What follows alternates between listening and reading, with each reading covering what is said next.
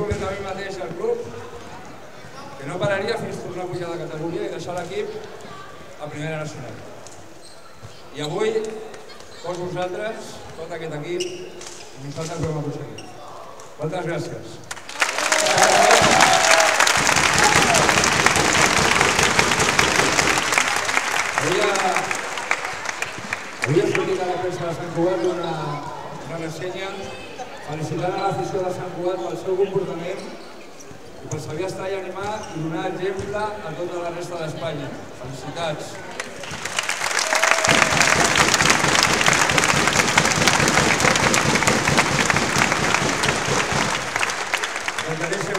dues coses més.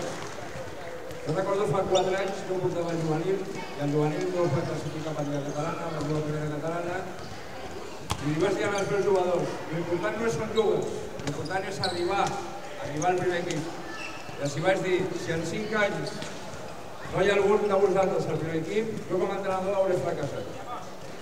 D'aquell equip, de fa 4 anys que era juvenil, tenim a l'Oriol Cortés, tenim a l'Oliver Bonaccini, tenim a l'Adrià, tenim al Guillem, hi ha un altre que se m'escapa per aquí, i tenim a l'Héctor Gómez.